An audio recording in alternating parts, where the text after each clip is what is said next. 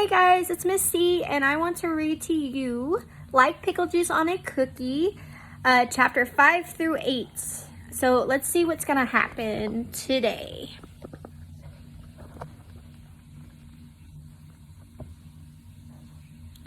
At the end of the party, Bibi put her presents in a big shopping bag. Then it was time for her to go. Maybe we shouldn't all go outside with Bibi, my dad said. It'll be very sad outside. I want to go, I said. So we all went. My parents helped Bibi get a cab. Then we hugged her, and she hugged us, and she climbed into the cab and pulled the door shut and turned towards us, and the cab drove off. And now I know the worst thing in the world. The worst thing in the world is a cab driving farther and farther away with Bibi in the back seat waving goodbye. Chapter 6. The next morning I woke up and wrapped myself in my blanket and went into the living room and sat on the sofa and waited for the sound of Bibi's key in the door. I knew I wouldn't hear Bibi's key in the door, but still, I thought maybe she forgot something. Maybe she changed her mind.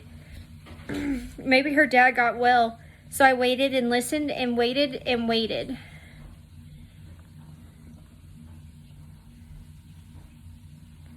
Until my mom came in and sat beside me and held me tight. This feels just awful, she said. We sat there together, feeling awful. Then she said, should we have something special for breakfast? Some chocolate chip pancakes? No, I said. With powdered sugar? No, I said. Cinnamon toast with extra cinnamon? No, I said. How about pickle juice on a cookie, she said. Would you like pickle juice on a cookie? And then I had to smile, because that was just ridiculous. There's the pickle juice and cookies. Chapter 7. After Bibi left, my mom took a little time off of work. Well, we'll get through this together, she said, but there were lots of things we could not do. We could not call Bibi because she was away at the hospital taking care of her sick father. We could not call Grandma Sadie either because Grandma Sadie would ask me about Bibi. We could not go to Roma Pizza because Bibi loved Roma Pizza. So Roma Pizza reminded me of Bibi. We could not ride my bike because Bibi helped me pick out my bike, so my bike reminded me of Bibi. We could not go swimming at the gym because Bibi was scared of swimming, so swimming reminded me of Bibi. Sometimes after I told my mom what we could not do, she would ask, is there anything that we can do? So I would let her read to me and bake cookies with me and take me to the Flatbush Avenue Diner because I didn't want her to get too cranky. Chapter 8. One day after breakfast, my mom said, I have to make a work call now. I'm very sorry. I wish I didn't have to, but it's an important call. I'm afraid you'll have to be quiet, and you can't interrupt. And then she picked up the phone and started dialing.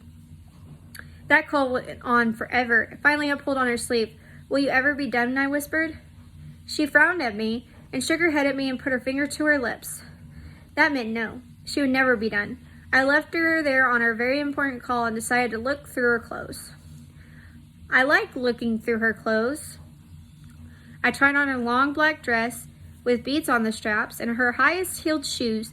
Then I opened a dresser drawer, my favorite dresser drawer, full of fancy scarves. Grandma Sadie sends my mom those scarves. I took them out one by one and unfolded them and set them down until I got to the navy one that's covered with cherries. Bibi loves cherries. Before she moved away, we used to sit at the kitchen table with a bowl for me and a bowl for her and a bowl in the middle for the pits. We'd eat all those cherries and spit out the pits. Bibi would always remind me not to swallow the pit, and I never did. I never swallowed a single pit. I didn't ask my mom if I could have her navy scarf that's covered with cherries. I just took it and hid it under my pillow and decided to keep it there forever. All right, there's chapters 5 through 8. We will see what will happen next in the upcoming chapters in the next video. I hope you guys have a great day, and this is Miss C.